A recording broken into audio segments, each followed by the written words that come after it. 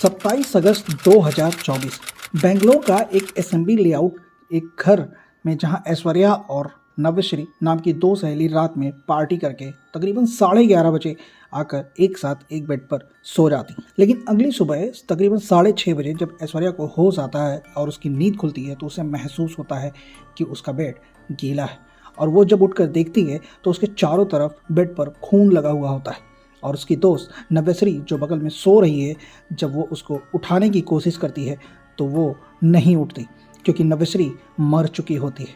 ऐश्वर्या पूरी रात अपने दोस्त के साथ एक ही बेड पर सो रही थी, फिर भी उसको कुछ पता नहीं चला कि उसकी दोस्त की मौत कैसे हुई, उसके साथ ऐसा कैसे हो गया। ये सुनने में जितना आसान लग रहा है उतना है नहीं। तो आखिर किसने मारा होगा नव्यश्री को?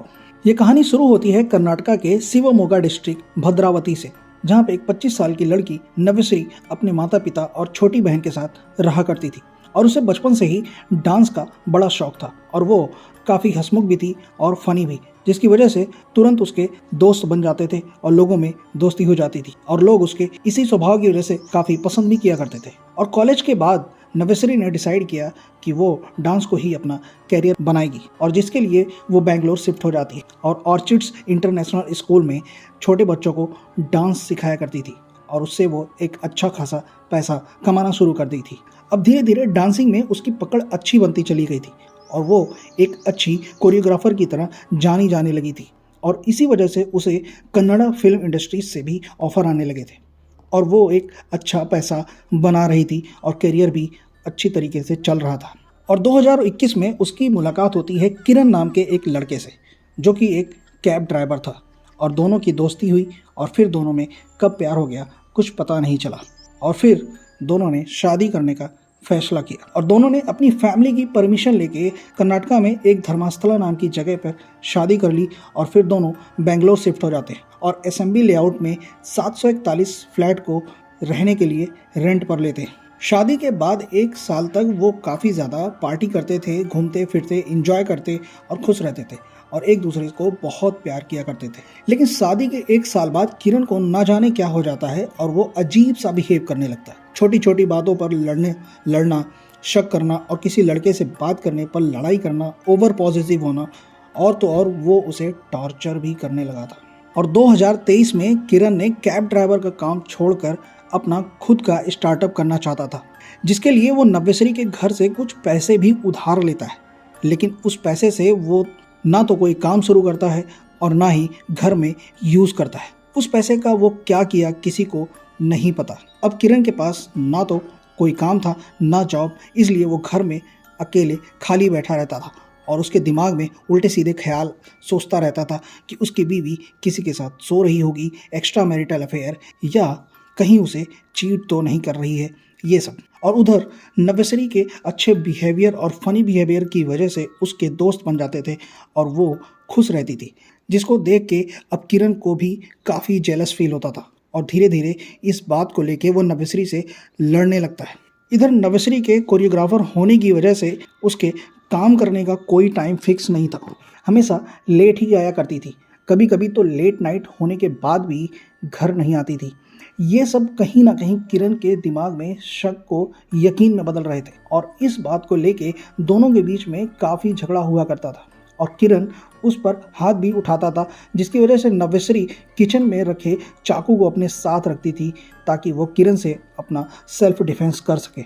और अब 27 अगस्त 2024 इस दिन भी किरण नव्यश्री से इसी बात को लेकर झगड़ा करता है और वो उसे जान से मारने की धमकी देकर घर से चला जाता है। तभी नव्यश्री अपनी बचपन की दोस्त ऐश्वर्या को कॉल करती है और बोलती है कि उसे अपने घर में अनसेफ फील हो रहा है क्योंकि उसे अब अपने ही पति से डर लग रहा है। ये सुन के शाम के तकरीबन 4 बजे ऐश्वर्या अपना काम खत्म करके नव्यश्री के घर आती है और उसे संभालने लगती है और नव्यश्री को बोलती है कि किरण ने ऐसे ही गुस्से में कुछ भी बोल दिया होगा, वो कुछ नहीं करेगा, मैं तेरे साथ हूँ। और नव्यश्री का मूड फ्रेश करने के लिए और रिलैक्स कराने के लिए दोनों बाहर घूमने जाते हैं और जाते जाते दोनों का म्यूचुअल फ्रेंड अनिल को भी साथ ले जाते हैं। और इधर अनिल और ऐश्वर्या नव्यश्री को समझाते हैं कि अब अगर किरण तुम पर हाथ उठाता है या अब्यूज करता है तो तुम सीधा पुलिस कंप्लेंट कर दो, तुम डरना मत, हम सब तुम्हारे साथ हैं। और ऐश्वर्या बोलती है कि अगर तुम्हें ज्यादा डर लग रहा है तो आज मैं तुम्हारे साथ तुम्हारे घर चल के सो जाती हूँ। ये सुन के कहीं ना कहीं नव्यश्री को काफी हल्का महसूस होता है और फिर तीनों क्लबिंग के लिए चले जाते हैं और वहां जाकर खूब शराब पीते हैं, जिसकी वजह से ऐश्वर्या की हालत खराब होने लगती है क्योंकि होश में नहीं होती। फिर नव्यश्री ने खुद गाड़ी ड्राइव की और ड्राइव करके सबसे पहले अनिल को उसके घर छोड़ा और बाद में ऐश्वर्या को अपने साथ अपने घर लेकर जाती है और अपने बेड पर सुला देती है। बाद में फिर चेंज करके खुद ऐश्वर्या के बगल में सो जाती है। अब 28 अगस्त 2024 सुबह के तकरीबन 6:30 बजे थे। ऐश्वर्या की आंख जब खुलती है तो उसे कुछ अजीब सा महसूस हुआ, जैसे कि उसका बेड पूरा गीला है और जब उठकर चेक करती है तो पूरा बेड खून से रंगा पड़ा था। और डर के मारे जब वो नव्यश्री की तरफ देखती है तो डर जाती है, और क्योंकि नव्यश्री तो सो रही थी। और जब वो नव्यश्री की तरफ देखती है तो वो और डर जाती है क्योंकि नव्यश्री तो सो रही थी लेकिन वो मर चुकी थी। उसका गला कटा हुआ था और हर तरफ सिर्फ खून ही फैला हुआ था और मंजर इतना ज्यादा खतरनाक था कि ऐश्वर्या बिल्कुल चीखने लगती है और उसके चिल्लाने की आवाज से आसपास के लोग अंदर आ जाते हैं और अंदर का मंजर देखकर तुरंत केंगरी पुलिस स्टेशन में कॉल कर देते हैं। पुलिस मौके पर पहुंचती है और देखती है कि उस कमरे में नव्यश्री के साथ ऐश्वर्या के अलावा और कोई नहीं था, जिसकी वजह से सबको यकीन था कि ऐश्वर्या ने ही नव्यश्री को मारा है। चलो एक बार को मान भी लिया कि ऐश्वर्या ने नव्यश्री को नहीं मारा, लेकिन ऐश्वर्या पूरी रात नव्यश्री के साथ सो रही थी और अगर किसी और ने उसे आकर मारा है तो कैसे ऐश्वर्या को कुछ पता नहीं चला, ये सुनने में और यकीन करने में कहीं ना कहीं थोड़ा सा मुश्किल था। इसलिए पुलिस की नजरों में ऐश्वर्या भी एक प्राइम सस्पेक्ट बन चुकी थी। ऐश्वर्या नव्यश्री की बचपन की दोस्त थी और वो बेंगलोर में रियल एस्टेट का काम करती थी। और जब पुलिस से पूछताछ करती है तो उन्हें किरण के बारे में पता चलता है, जो कि नव्यश्री को जान से मारने की धमकी दिया था, जिसकी वजह से नव्यश्री काफी डरी हुई थी और इसी वजह से नव्यश्री ने उसे घर बुलाया था। और ऐश्वर्या का ये बयान सुनने के बाद पुलिस तुरंत किरण की तलाश शुरू करती है। और जब किरण का फोन ट्रैक करने के बाद पुलिस वालों को ये पता चलता है कि किरण बेंगलोर के किसी हॉस्पिटल में एडमिट है। जब पुलिस उस हॉस्पिटल में पहुंचती है तो उन्हें पता चलता है कि किरण ने सैनिटाइजर पीकर खुद की जान लेने की कोशिश की है।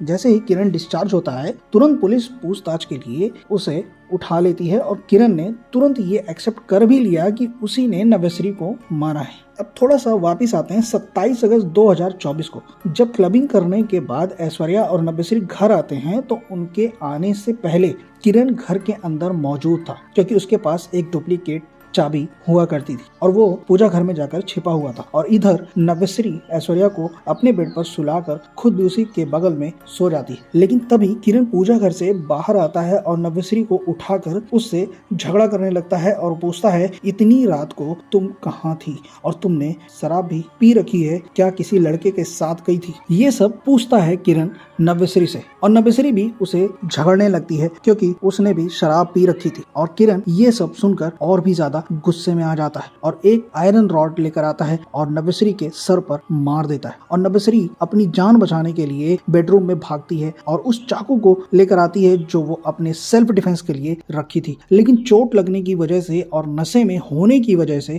नव्यश्री के पास एनर्जी नहीं रहती है और तभी किरण चाकू छीनकर उसी चाकू से नव्यश्री का गला काट देता है और उसे उसी बेड पर सुलाकर बाहर आ जाता है। लेकिन तुरंत ही उसे रियलाइज होता है कि उसने बहुत बड़ी गलती कर दी है, उसने अपनी ही बीवी को मार दिया है। और डर के मारे वो घर में रखे सैनिटाइजर की बोतल को पी लेता है और खुद को भी मार देना चाहता था। लेकिन तुरंत ही उसे फिर से रियलाइज होता है कि उसने गलती कर दी और इसलिए वो तुरंत खुद को हॉस्पिटल में एडमिट करता है और खुद का इलाज शुरू करता है। ये थी पूरी कहानी।